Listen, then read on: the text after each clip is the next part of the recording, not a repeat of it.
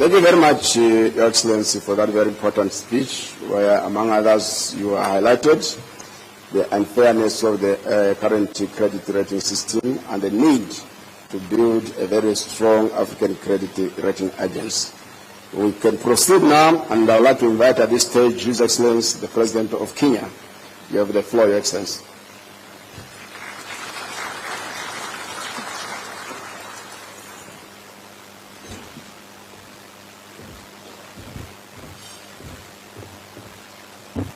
Your Excellency, President Tebboune, President of Algeria and Chair of APRM, Excellencies, Heads of State and Government, representatives of Africa Peer Review Mechanism, the United Nations Economic Commission for Africa, United Nations Commission for Africa, ladies and gentlemen.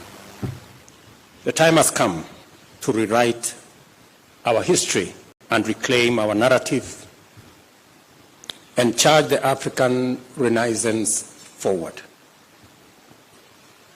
Esteemed colleagues, our urgent calling is to fulfill our duty to Africa's people and ensure that our continent takes its rightful place in shaping global progress in its full capacity and potential, both as a people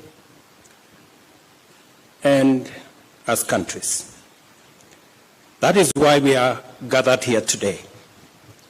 Africa's economic potential is hamstrung by a financial system that misrepresents, distorts, and understates our reality. Global credit rating agencies have not only dealt a bad hand, they have also deliberately failed Africa. They rely on flawed models, distorted and outdated assumptions, and systemic bias, painting an unfair picture of our economies and leading to distorted ratings, exaggerated risks, and unjustifiably high borrowing costs. Let me say this again. Global credit rating agencies have let us down. They continue to rely on very flawed models and outdated assumptions. And the whole system is also biased. The result is that they paint a very unfair picture of our economies, and this has devastating effects because it leads to distorted ratings of what the situation really is. And it also leads to exaggerated risk of our countries and our continent, and obviously that leads to very high borrowing costs. These prejudice assessments come at an enormous cost to Africa. They deter investment, distort global trade, and derail progress towards sustainable development goals. By misjudging Africa, these agencies deny opportunities to investors and economies and deprive nations of prosperity. The numbers tell a damning story. The Africa Peer Review Mechanism and the United Nations Development Programme place the cost of biased credit rating at a staggering $75 billion in lost opportunities.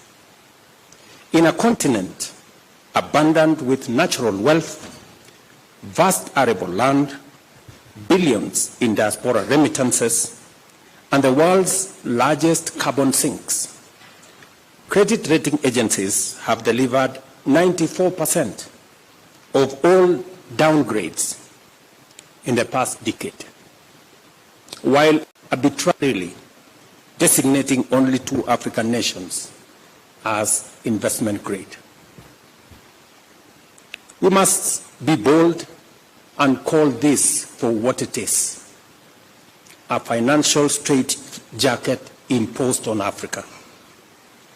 A system that punishes our economies while rewarding others, even when the fundamentals are comparable, in some cases even better.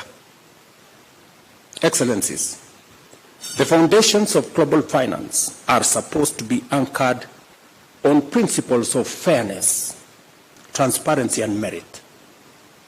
Yet, these principles are disregarded when it applies to Africa.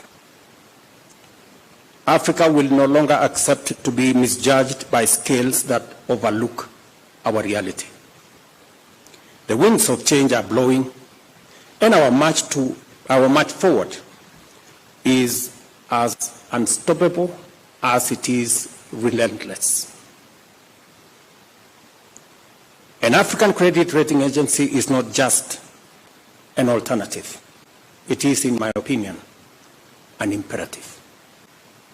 This agency must be globally credible and backed by rigorous, credible data and driven by high reporting standards. But more importantly, it must reflect Africa's reality correctly. We will not walk this journey alone. We will build alliances east, west, and north, grounded in shared values of dignity, equity, and progress. We will hold rating agencies to account and demand accurate standards. We will leverage the experience and expertise of Pan-African credit rating, strengthening their capabilities and expanding their reach. The potential impact is profound. Research shows that a 1-level improvement in Africa's average credit rating would unlock $15 billion in additional funding. This alone would outstrip official development assistance and meet some of the critical aspects of Africa's infrastructure needs. The opportunity is within our grasp, and we must seize it.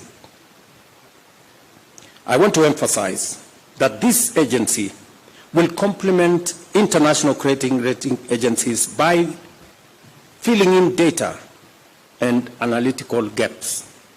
In other words, it will do the heavy lifting that international rating agencies may lack the time, inclination, or capacity to undertake. I see the role of Africa credit rating agencies as one of demystifying and democratizing sovereign credit assessments. It must develop a methodology that is objective, transparent, and replicable, rooted in the rigor of science rather than the exclusivity of tradecraft. Let me commend the United Nations Development Programme and AfriCatalyst for stepping forward to support African nations in strengthening their creditworthiness. This is the kind of partnership that we need, rooted in action. I leave you with the words of African Development Bank President Akiwumi Adesina, and I quote, "The perception of risk is not the reality of risk. Wrong scales will always give wrong weights." End of quote. It is time for Africa to use the right scales, one that reflects its true weight. The African Credit Rating Agency will do just that. Thank you for your attention.